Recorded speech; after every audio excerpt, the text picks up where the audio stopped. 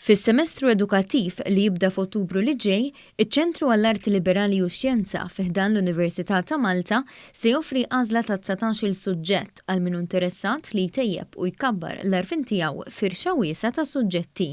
Dan iċ-ċentru twaqqaf 7 snin ilu u l-istudenti fih danu ma jkollhomx għalfejn jagħmlu eżamijiet fl-aħħar tal-istudji tagħhom, imma minflok jiġu assessjati b'modi oħra, fosthom prattika jew xogħol tad-dar.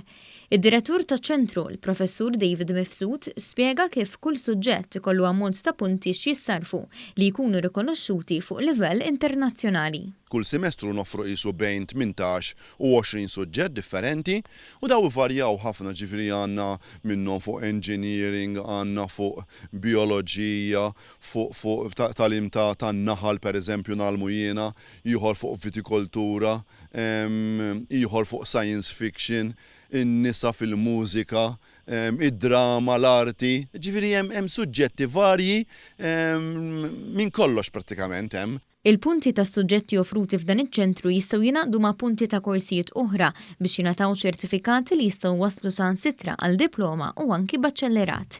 Dan ifisser li anki studenti li bdew korsijiet bħal tal-mediċina jew liġi u għal xi raġuni ma lestewhomx jistgħu jistudjaw suġġetti f'dan iċ-ċentru biex iżidu l-punti u xorta jiggradwaw. Nippruvaw naraw xi study units għandhom, CTS għandhom, narawhom dawk u mbagħad inkunu jistgħu jżidu magħhom dawn biex iżidu għal diploma jew għal degree, ġifieri minn kollox għandna, ġifieri aħna nippruvaw nakkomodaw l-istudenti kollha għal dak li huma jixtiequ. Kull suġġett ikollu massimu ta' 28 siegħa ta' lezzjonijiet li jkunu dejjem fil-għaxija bejn is-6 u 8 għal benefiċċju ta' min jaħdem full-time. Is-soltu aħna jkollna qisu dejjem bejn 200 u 300 student kull semestru. Jalla jkun iktar ħalli l-għarfien ikompli jikber. Fil-ġranet li ġejjin se jitqassam fuljett bid-dettalji tas suġġetti offruti. Kull min interessat jista' japplika online fuq is-sit elettroniku tal-Università sal-20 ta' Settembru.